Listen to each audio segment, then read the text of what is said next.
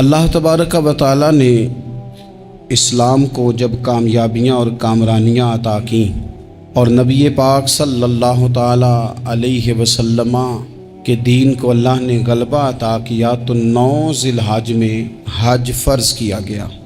حج اس سے پہلے بھی کیا جاتا تھا، پرانی شریعتوں میں بھی حضرت ابراہیم علیہ السلام کے طریقے پر حج ہوتا تھا۔ پھر کفار مکہ نے، قریش مکہ نے اس میں کچھ غلط رسومات شامل کر دیں، کپڑے اتار کر معاذ اللہ کعبے کا طواف کرنا، قربانیوں کا گوشت خانہ کعبہ کی دیواروں سے ملنا اور بھی کئی بیہودہ رسومات اس پاکیزہ اور خوبصورت عمل کا حصہ بنا دی گئیں۔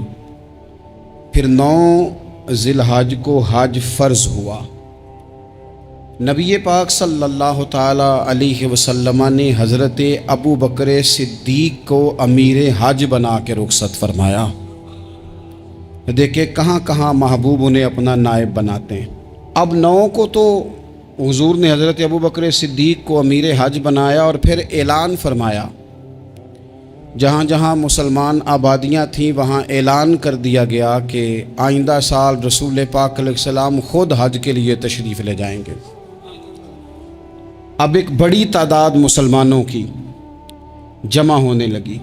ذی قعدہ کے آخری ایام میں ہزاروں کی تعداد میں لوگ مدینہ شریف میں جمع ہو گئے۔ ظہر کی نماز کی ادائیگی کے بعد سیرت نگار کہتے ہیں کہ 28 ذی قعدہ تھی، نبی پاک علیہ السلام ظہر پڑھ کے حج کے لیے نکلے، اور جہاں آج ذوالحلیفہ ہے، ابیار علی جس جگہ کو کہتے ہیں، میقات مدینہ بھی کہا جاتا ہے، وہاں اللہ کے محبوب نے پہلے رات گزاری۔ وہیں پہ نبی پاک صلی اللہ تعالی علیہ وسلم نے احرام باندھا، حضور تشریف لے گئے۔ یہ حج قران تھا۔ نبی پاک صلی اللہ تعالی علیہ وآلہ وسلم کے ساتھ اس طرح لوگ امڈ کے آئے، جہاں جہاں سے لوگ تھے مسلمان وہ سارے جمع ہوئے حضور کے ساتھ اللہ کی بارگاہ میں حاضر ہونے کے لیے۔ 1,40,000 صحابہ، یہ ایک ہی دفعہ صحابہ کا اتنا بڑا مجمع جمع ہوا ہے، ایک ہی دفعہ۔ اور حضور علیہ السلام کی خواہش تھی کہ یہ سارے لوگ وہاں پہنچیں۔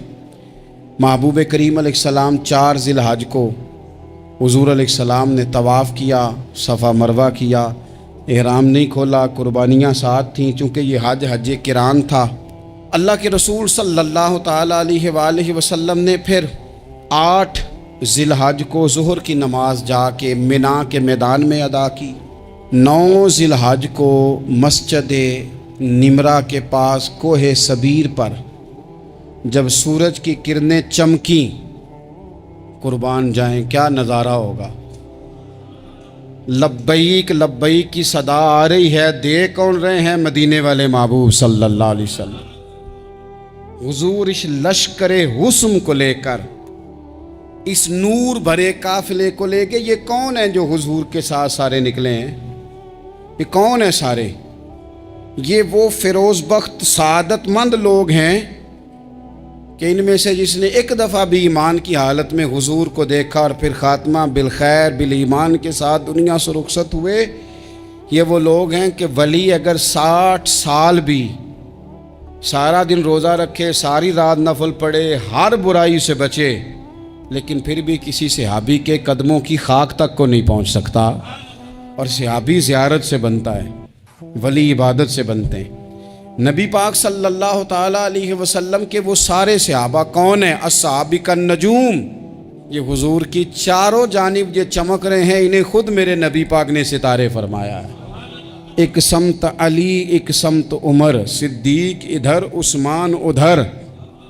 ان جگمگ جگمگ تاروں میں بھلا مہتاب کا عالم کیا ہوگا؟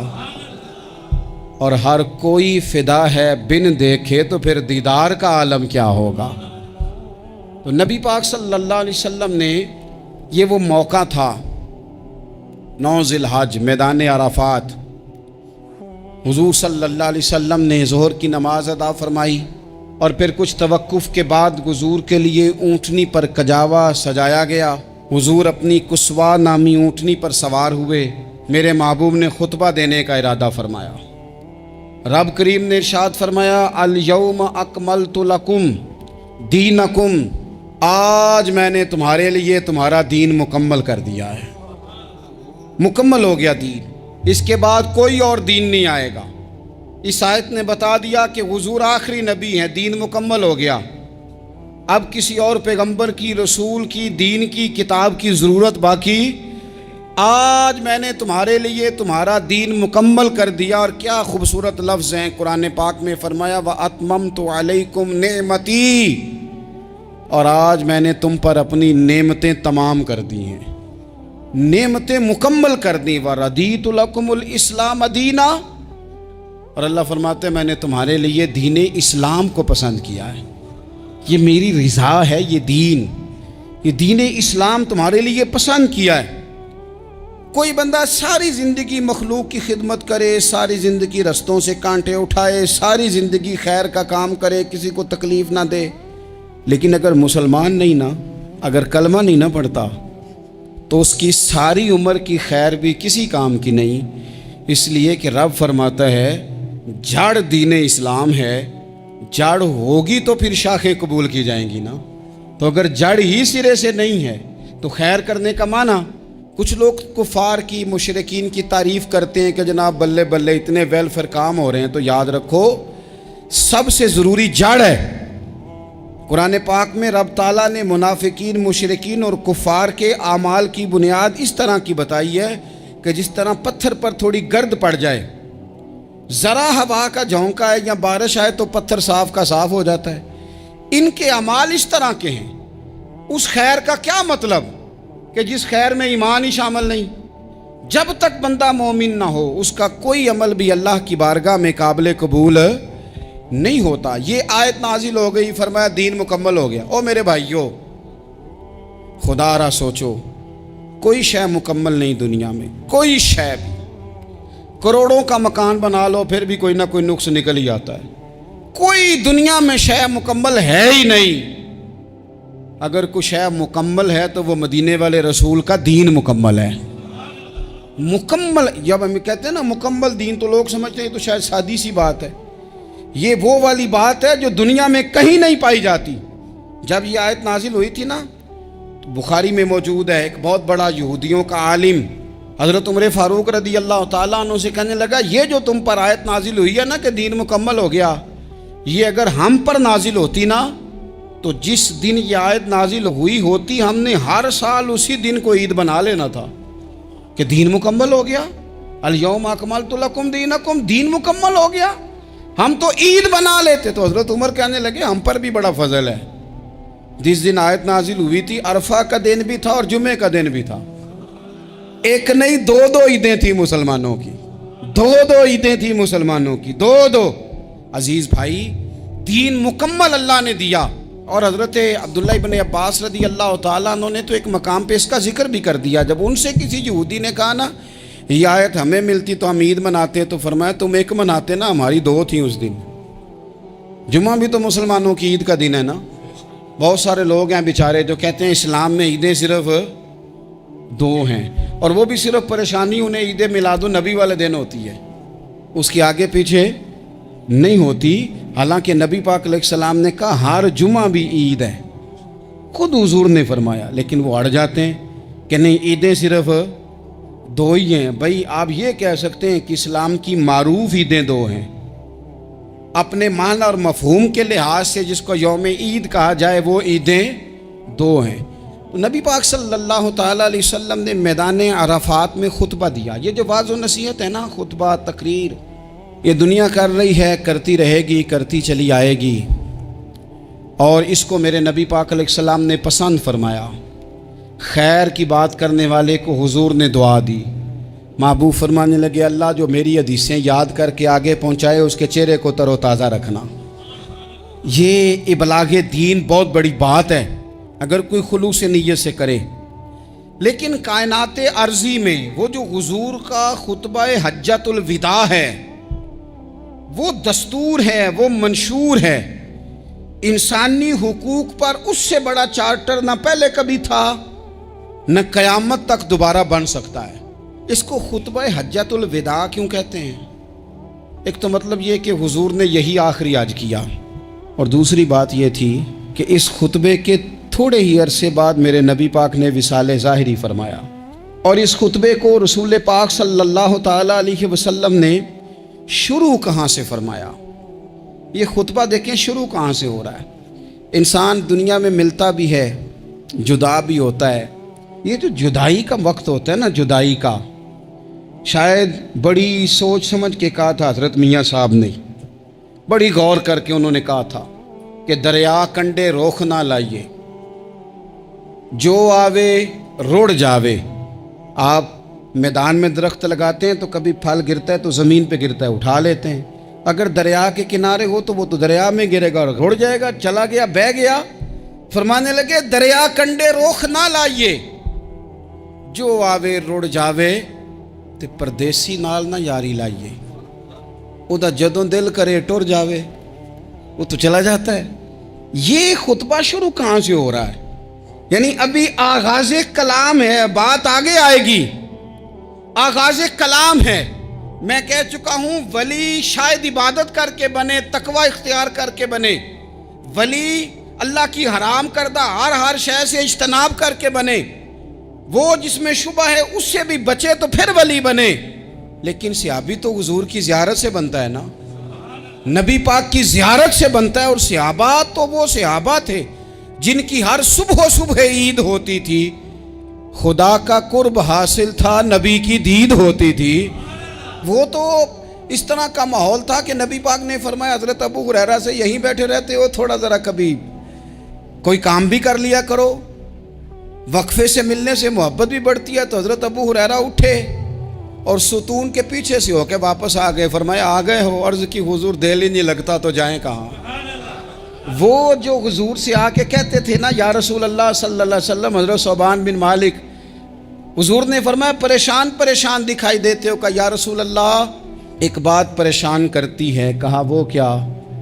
عرض کی حضور دل بے چین ہوتا ہے تو زیارت کو آ جاتا ہوں، آج ایک عجیب خیال آیا ہے، عجیب خیال آیا ہے، اور اس نے عجیب رنگ طبیعت میں بھر دیا ہے۔ فرمایا تمہیں کیا خیال آیا؟ عرض کی یا رسول اللہ صلی اللہ علیہ وسلم آج خیال آیا ہے کہ صوبان ہے، تو حضور کا غلام ہے، جنت تو حضور کے صدقے ملے گی، لیکن یہ ہے کہ حضور تو ہوں گے نا نبیوں کے ساتھ، تجھے ملے گی پر ملے گی تو غلاموں کے محلے میں نا۔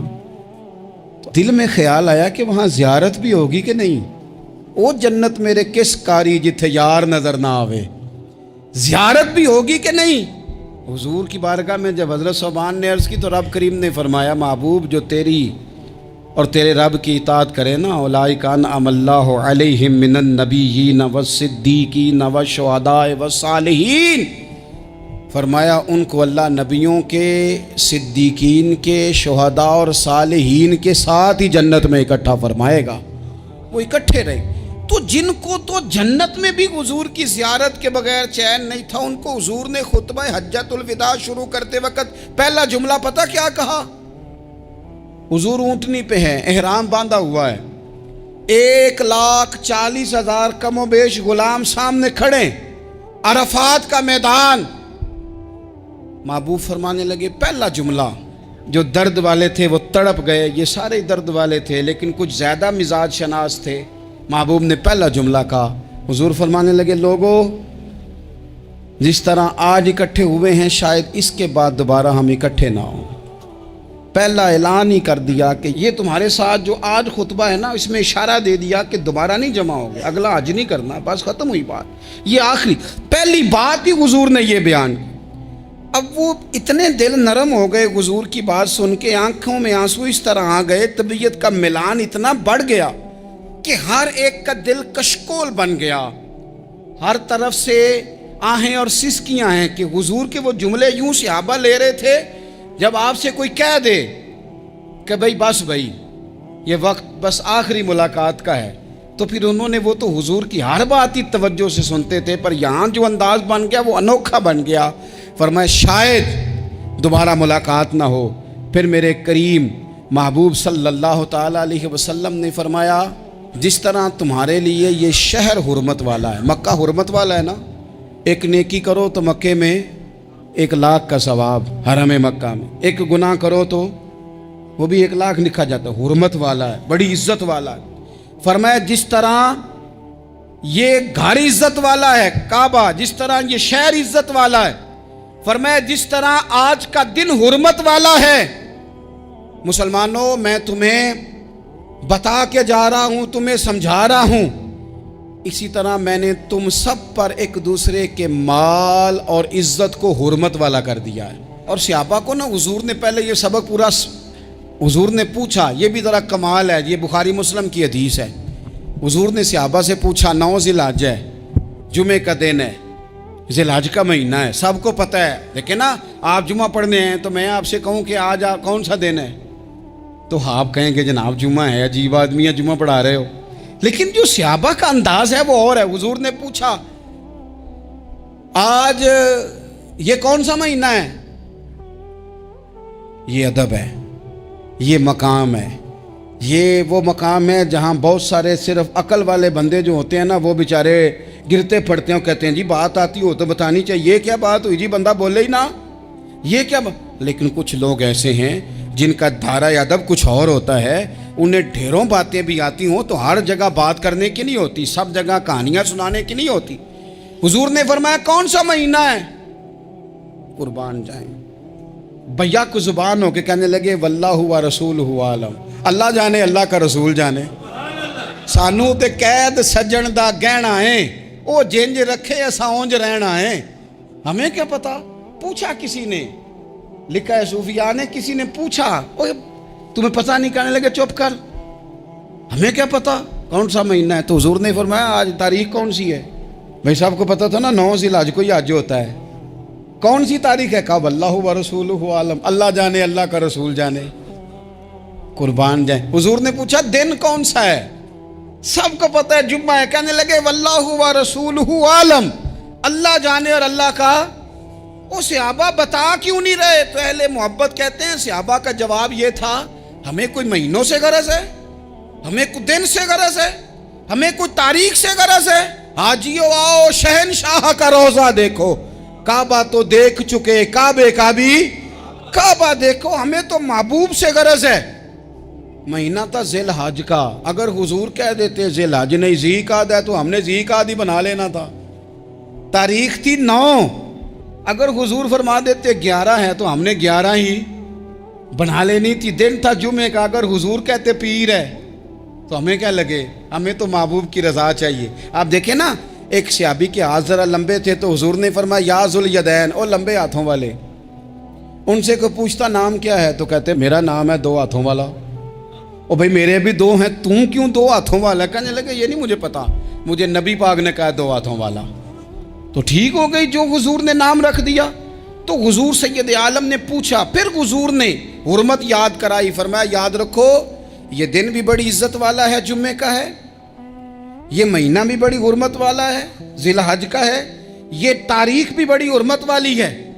लेकिन फरमाया जिस तरह इस दिन की, इस शहर की, इस महीने की तुमने इज्जत करनी है, इसी तरह एक दूसरे के माल का, एक दूसरे की इज्जत का तुमने पास करना। मुसलमान भाइयों, खुदारा ये हुजूर कह रहे हैं यार, नबी पाक ने काबा के सामने खड़े होके फरमाया बैतुल्लाह तेरी बड़ी शान है, तेरा बड़ा मर्तबा है, लेकिन फरमाया मेरे मोमिन की इज्जत रब की नजर में काबे से भी ज्यादा है। हम कैसे बैठ के यार, हम कैसे जुर्रत करते हैं किसी की पगड़ी खोलने की कोने में बैठ के? हम अपने घर बैठ के किसी पर तबसरा कर गए, किसी बंदा मोमिन की इज्जत उछाल गए, बिल्कुल पता नहीं था बात का, और हमने कहानी बना दी पूरी की पूरी, दास्तान सराई कर गए। सुबह से शाम तक हमारी गपशप का उन्वान क्या है? किसी न किसी का शिकवा, किसी न किसी की शिकायत, ये हमारी गपशप है। खुदारा हुजूर ने तो खुतबा हज्जतुल विदा में पहला सबक ये दिया था कि मेरे जाने के बाद एक दूसरे की इज्जत करना, और इसी खुतबे में एक जगह पे फरमाया ये ना हो कि मेरे जाने के बाद तुम एक दूसरे की गर्दनें मारने लग जाओ। एक दूसरे की इज्जतों का ख्याल करना, पास करना। मुसलमानों, मेरे अजीज़ भाइयों, बुज़ुर्गों, इज्जतों का दिफा शुरू करें। थोड़ी देर के लिए अपनी ज़ुबान لوگوں کے اوپر تبصرہ کرنے سے کنٹرول میں لائیں۔ کچھ چیزیں ایسی، میں مختلف شہروں میں جاتا ہوں، جس شہر میں گئے وہاں لوگوں نے یہ کہا جناب یہاں جو مولانا ہے نا، بعض لوگ یہ باتیں بڑی چسکے لے کے سنتے ہیں، یہاں جو مولانا ہے نا وہ کچھ نہیں کرتے، آپ بڑے اچھے ہیں، یہاں جو پیر صاحب ہیں وہ بڑے گڑبڑ ہیں، آپ بڑے اچھے ہیں۔ تو میں ان سے کہتا ہوں کہ میں اس لیے اچھا ہوں کہ میں تھوڑی دیر کے لیے آیا ہوں، میں نے چلے جانا ہے۔ اور دوسری بات یہ کہ مجھے آپ جتنا مرضی اچھا کہہ لیں، میں نے رخصت ہو جانا ہے 2-3 گھنٹوں کے بعد۔ یہاں جس آدمی کا آپ شکوہ کر رہے ہیں نا، آپ اس کو جنازے کے لیے خبر کریں نہ کریں، اسے پتہ چل گیا نا محلے میں جنازہ ہو گیا، تو اسے کوئی کام بھی ہوا تو اس نے کہنا یار نہیں محلے میں فوتگی ہوگی، میں نے جنازہ پڑھانا ہے، اس نے جانا نہیں۔ تو کمزوریاں تو سب جگہ ہوتی ہیں، لیکن ان کمزوریوں کی وجہ سے آپس میں بغض پیدا کر لیا جائے گا۔ اور پھر کمال بات ہے نا کہ اپنی ساری کمزوریوں سمیت اپنے آپ سے پیار ہے، اپنے آپ سے محبت ہے، اور دوسرے کی ایک کا پتہ چل جائے تو ہمیں گھن آنے لگ جاتی۔ تو حضور نے خطبہ حجت الوداع کے موقع پر یہ بات ارشاد فرمائی۔ دوسرا حضور نے فرمایا لوگوں یاد رکھنا، یہ خطبہ حجت الوداع میں نبی پاک نے فرمایا، یہ حضور خطبہ دے رہے ہیں، اور اس وقت دے رہے ہیں جب حضور صحابہ کو بتا چکے ہیں کہ یہ آخری ملاقات ہے۔ جو دور دراز سے آئے ہیں ان کو بتایا ہے کہ یہ میری تمہاری جو مجلس ہے، جو محفل ہے، جو تم سے بات ہو رہی ہے، یہ آخری ہے۔ محبوب فرمانے لگے لوگوں یاد رکھنا قیامت قائم ہوگی۔ ان جملوں کا حسن ملاحظہ کر لیں۔ فرمایا قیامت قائم ہوگی، تم اپنے رب سے ملاقات کرو گے، اور فرمایا تمہارا رب تم سے تمہارے اعمال کے بارے میں پوچھے گا۔ یہ خطبہ حجت الوداع میں کریم نے فرمایا، صبح تم اٹھے کیا عمل کیا، اللہ پوچھے گا۔ کسی سے ملاقات ہوئی، طرز کیا تھی، سوچ کیا تھی، اللہ پوچھے گا۔ لین دین میں کیا معاملات تھے، تمہارے اعمال کے، اللہ سے ملاقات ہوگی، وہ کھڑا کر کے پوچھے گا۔ اور حدیث میں کئی جگہ پہ حضور نے فرمایا وہ تم سے سوال کرے گا، تمہیں جواب دینا ہے۔ میرے عزیز بھائیوں، تیار رہنا چاہیے، تیار۔ ہم نا منت کرتے ہیں آخری دن ہو نا، تنخواہ دار لوگ کہتے ہیں یار یہ آخری ایام چل رہے ہیں، کوئی خرچہ نہ بتاؤ، اس لیے کہ حساب کے متھے لگنا ہے۔ آخری دنوں میں، بجٹ کے دنوں میں لوگ پریشان ہوتے ہیں کہ حساب دینا ہے۔ جب رب سے ملاقات کریں گے اور وہ حساب مانگے گا، کتنا مشکل کام ہے۔ اور ایک مقام پہ حضور نے فرمایا جس سے اللہ نے حساب مانگا وہ تو الجھ گیا، دعا کرو وہ حساب مانگے ہی نہ، بے حساب ہی بخشش فرما دے۔ نبی پاک صلی اللہ تعالیٰ علیہ وآلہ وسلم نے ارشاد فرمایا اسی خطبہ حجت الوداع میں، حضور فرمانے لگے سن لو، میں نے تم تک اللہ تعالیٰ کا پیغام پہنچا دیا ہے۔ اب جس شخص کے پاس امانت رکھی ہو اس پر لازم ہے کہ وہ امانت اس تک پہنچا دے جو اس کا مالک ہے۔ ہم بہت سارے لوگ ایسے ہوتے ہیں، ہمارے پاس امانتیں ہوتی ہیں، کچھ بھی نہ ہو تو کچھ لوگوں کے راز کی امانت ہوتی ہے، کچھ بھی نہ ہو تو کچھ لوگوں کی باتیں ہم تک پہنچ جاتی ہیں، وہ راز ہوتا ہے، وہ امانت ہوتی ہے۔ مجلس کی گفتگو بھی امانت ہے، لیکن ہم امانتوں کا خیال نہیں کرتے، خیانت ہو جاتی ہے۔ بہت محتاط ہو کر اپنی زندگی میں امانتوں کا خیال کیا جائے۔ یا ایھا الذین آمنوا لا تخونوا اللہ والرسول وتخونوا اماناتکم وانتم تعلمون۔ اللہ فرماتے ہیں ایمان والو، نہ رب سے خیانت کرنا، نہ رب کے رسول سے خیانت کرنا، نہ آپس میں ایک دوسرے سے خیانت کرنا، جانتے بوجھتے ہوئے یہ کام نہ کرنا۔ وانتم تعلمون، جانتے ہو، تمہیں پتہ ہے۔ کبھی بھی بددیانتی کا مظاہرہ نہ کریں اپنی زندگی میں، کبھی بھی۔ اور یہ بھی یاد رکھ لیں، بچوں کو کیا پتا کہ ہمارا ابا حلال لا رہا ہے کہ حرام لا رہا ہے، آپ لا رہے ہیں نا، تو وہ تو بیچارے بھولے پن میں کھا رہے ہیں، تو حساب آپ نے دینا ہے۔ جنہ لی تو پاپ کمائے ہن کتھے نہیں ہو تیرے کر دے، بلانا۔ تو بچوں کا تو یہ معاملہ ہے بھائی، اللہ ماشاءاللہ کہ وہ وقت پہ ہی شادی کے 10-15 دن کے بعد ہی ان کو پیغام مل جاتا ہے کہ اگر ہمارا علیحدہ گھر ہو تو میں مرضی سے سجاؤں، تو میں مرضی سے سنواروں، تو میرا کوئی مطلب اپنا سلسلہ ہو، تو بڑے ٹائم پہ ساری باتیں شروع ہو جاتی ہیں، وہ تو معاملہ ہی بالکل اور ہے۔ تو بالکل کسی بھی امانت میں کبھی بھی خیانت کرنے کی کوشش نہ کریں، اور یاد رکھیں مال حرام جہاں آتا ہے وہاں بڑی تباہی آتی ہے، جہاں لوگ بددیانت ہو جاتے ہیں وہاں معاملات بڑے خراب ہو جاتے ہیں۔ اللہ تبارک و تعالیٰ دیانتداری کی توفیق عطا فرمائے۔ حضور نے خطبہ حجت الوداع کے موقع پر فرمایا میں نے آج جاہلیت کے سارے سود ختم کر دیے، نبی پاک میدان عرفات میں کھڑے ہو کے فرمانے لگے جس بندے نے بھی کسی سے پیسے لیے ہیں وہ اصل رقم دے گا، زائد نہیں دے گا۔ حضور کے بڑے قریبی تھے ایک، فرمایا انہوں نے بھی کچھ لوگوں سے پیسے لیے ہوئے، چونکہ وہ سب لوگ کرتے تھے، حرام ہی نہیں تھا۔ فرمایا میں ان کو بھی حکم دیتا ہوں کہ یہ اصل رقم وصول کریں گے، کسی سے ایک پائی بھی زیادہ وصول نہ کریں گے۔ نبی پاک صلی اللہ تعالی علیہ وسلم نے خطبہ حجۃ الوداع میں ایک باریک بات حضور نے بھی، یہ آپ نے ضرور سمجھنی ہے، بالخصوص جو لوگ تھوڑا دین پر عمل کر رہے ہیں، جن کا لبادہ مذہبی ہو گیا، جنہیں لوگ حضرت صاحب، قاری صاحب، علامہ صاحب، مفتی صاحب، حاجی صاحب، بزرگوں کہہ کے بلاتے ہیں، وہ اس پر توجہ کریں۔